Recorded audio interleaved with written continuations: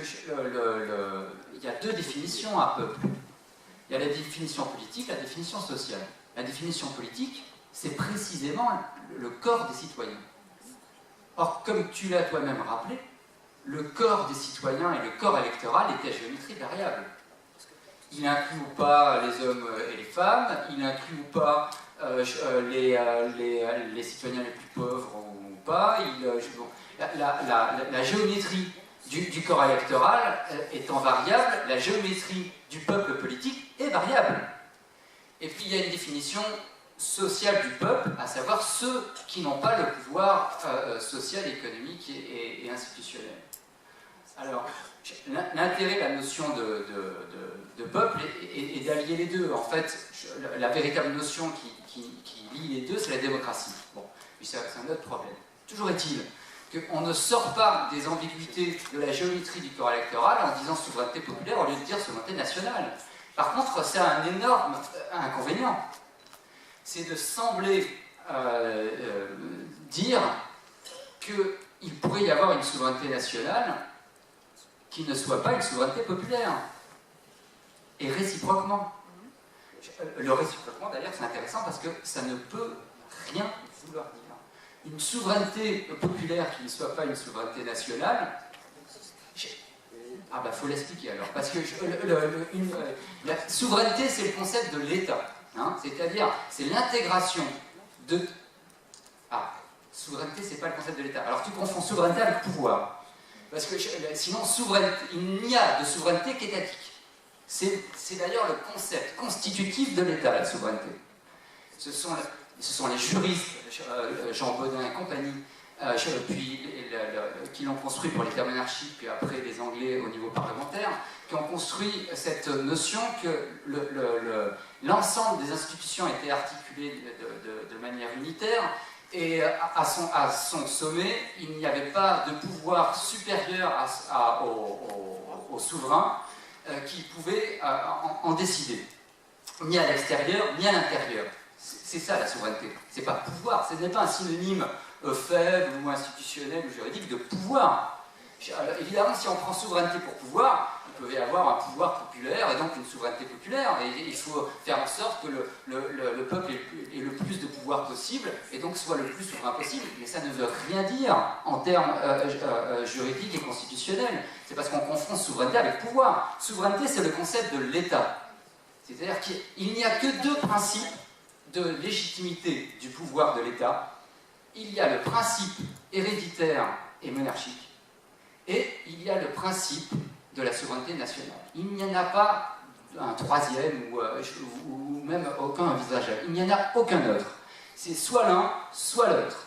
Celui qui détient la souveraineté de l'État, c'est soit un monarque pour raison héréditaire et parce que et de droit divin, parce que voilà, il a été choisi par Dieu, soit la souveraineté nationale. De deux choses l'une. Ça ne veut pas dire d'ailleurs qu'il ne peut pas y avoir un monarque parlementaire ou constitutionnel, mais dans ce cas-là, c'est un monarque dont la légitimité du fait qu'on le mette au sommet des institutions est due à la souveraineté nationale. D'ailleurs, il y a plein de pays qui sont monarchiques qui reconnaissent la souveraineté nationale. Bon, bref. Nation d'ailleurs. Pourquoi on parle de nation?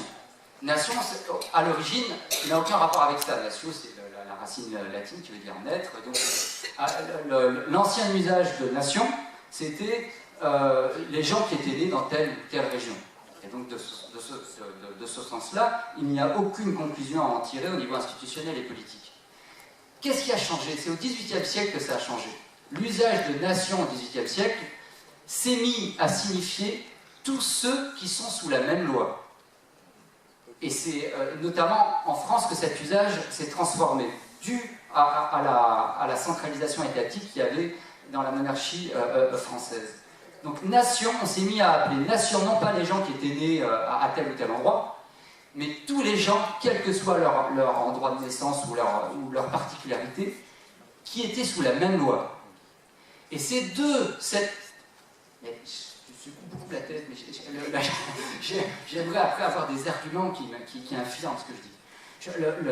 C'est du fait de cette utilisation juridique, légale et politique du sens de nation que les révolutionnaires français ont choisi de nommer le changement de sens de la souveraineté qui passait du monarque au corps collectif du peuple de l'État, d'appeler le peuple de l'État souverain nation. C'est-à-dire ceux qui étaient soumis à la loi, qui étaient des sujets, qui étaient tous des sujets du monarque, du souverain dans l'État, dans l'Ancien Régime, se mettent à être les souverains de cet État à la place du roi. Et c'est pour ça qu'on a appelé la nation, le corps du peuple de l'État, la nation, puisqu'on l'avait appelé au XVIIIe siècle nation parce que c'était tous les sujets de la même loi. Donc ça ne vient pas de nulle part le fait d'avoir appelé la souveraineté nationale telle qu'elle. Donc une souveraineté populaire, c'est-à-dire un peuple qui devient souverain dans un État qui n'est pas une souveraineté nationale, mais qu'est-ce que ça peut vouloir dire? Rien. Ça ne peut rien vouloir dire.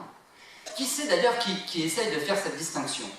Les juristes qui voulaient découpler toutes les conséquences démocratiques qu'il y avait dans la souveraineté nationale en voulant dire la Cour constitutionnelle ou le Parlement peut, en fait, détient la souveraineté et non pas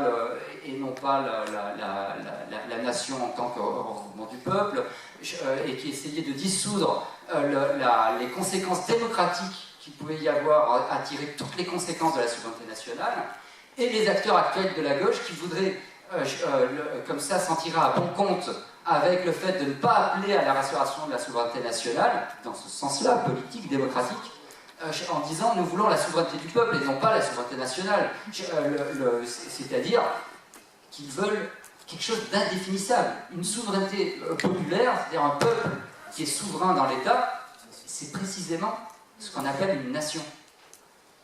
Donc les gens qui veulent la souveraineté populaire veulent la souveraineté nationale.